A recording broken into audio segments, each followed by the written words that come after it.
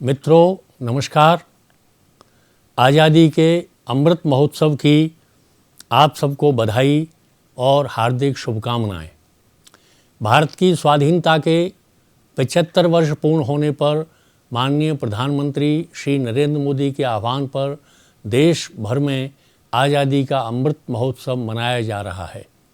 देशवासियों ने जिस उत्साह से इस आयोजन में भागीदारी की है, उससे एक नए रूप में भारत की शक्ति और समाज की एकात्मता का प्रकटीकरण हुआ है।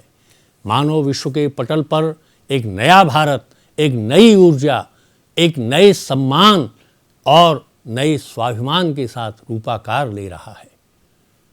वस्तुतः यह उस सपने के साकार होने का अवसर है जो देश की आज़ादी की लड़ाई में शामिल हमारे नेताओं, क्रांतिकारियों और देशभक्त समाज की आँखों और अंतःकरण में पल रहा था।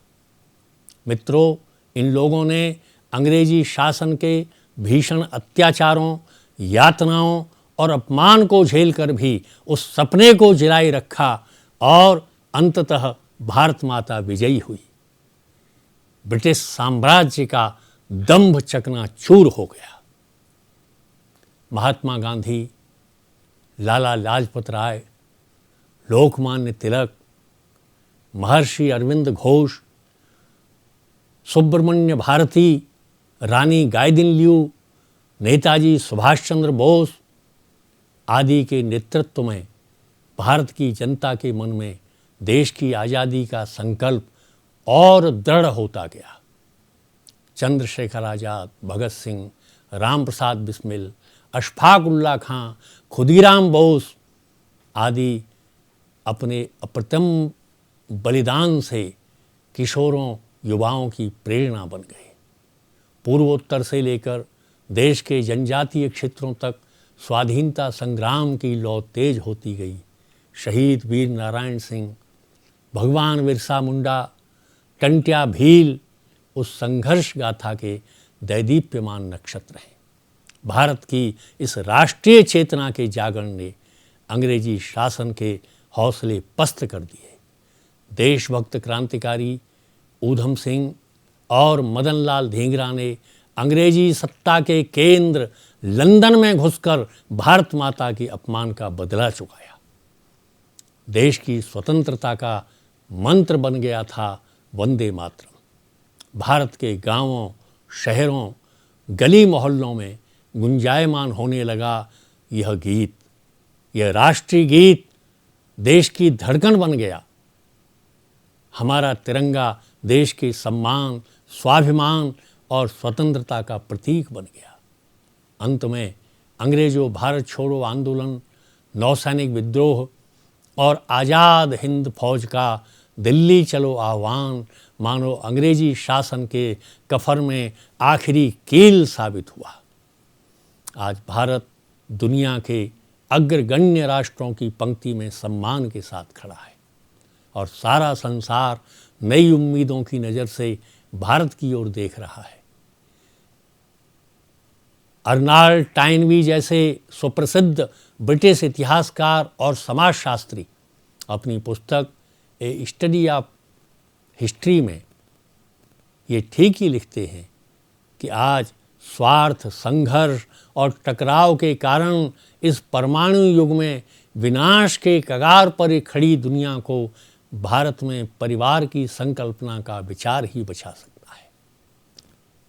इसलिए मित्रों, हम भारतवासियों को इस अमृत काल में यह समझ लेना चाहिए कि भारत की स्वतंत्रता का अर्थ केवल एक देश या भूखंड का स्वाधीन होना भर नहीं है, बल्कि पूरे जगत के कल्याण के लिए एक विश्वव्यापी भूमिका में निर्वहन करने की जिम्मेदारी के साथ एक स्वतंत्र राष्ट्र के रूप में भारत का उदय हुआ। अतः प्रत्येक भारतीय इस कर्तव्य बोध के साथ न केवल अपने पारिवारिक सुख के साथ साथ देश की सर्वतोमुखी प्रगति के लिए और इस वैश्विक संकल्प की पूर्णता के लिए जीना सीखे। भारतीय संविधान में प्रदत्त मौलिक नागरिक अधिकारों के उपभोग की लालसा के साथ साथ हम उन नागरिक कर्तव्यों का भी अनुशीलन करने की चिंता करना सीखें जो संविधान ने हमें प्रदान किए हैं। मित्रों, स्वामी विवेकानंद भारत को मानव धर्म की जननी कहते थे। भारत का धर्म, संस्कृति और अध्यात्म विश्व में सुख, शांति और सौहार्द का मार्ग दिखाता है। इसलिए आज हमें पश्चिमी मानसिकता या औपनिवेशिक मानसिक दास्ता के भ्रमों से निकलकर भारत को भारत के रूप में जानना चाहिए। भारतीय जीवन दर्शन को मिथ और संस्कृति को दकियानूसी मानने की सोच हमें भारत से दूर ले जाती है। ये सोच हमें अपने मूल्यों को हीन भाव से देखने और चंद्रशेखर आज़ाद व भगत सिंह जैसे महान देशभक्तों को रिवॉल्यूशनरी टेररिस्ट के रूप में इतिहास में दर्ज करने की दुष्प्रेरणा देती है।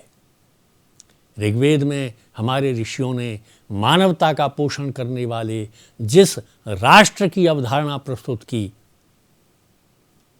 संगच्छध्वम संवदध्वम सर्वो मनांस जानताम, आज विदेशी मानसिकता के कारण यह वैश्विक भ्रम फैलाया जाता है कि अंग्रेजों ने भारत को एक राष्ट्र के रूप में रहना सिखाया। अमृतकाल में ये नितांत आवश्यक है कि इस बौद्धिक फरेब से मुक्त होकर हम भारत की आत्मा को पहचानें।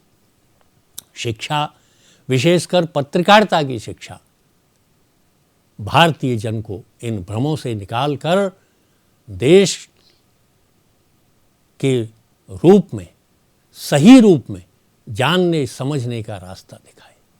मानवता की सेवा, प्रेम, बंधुत्व, एकता की भावना को सुदृढ़ करे, तभी वास्तव में अमृत महोत्सव सार्थक होगा और भारत की स्वतंत्रता व्यापक अर्थों में सुदृढ़ होगी। हम सभी देश के प्रति अपने समर्पण व कर्तव्य पालन के लिए पल पल सजग रहकर जीना सीखें।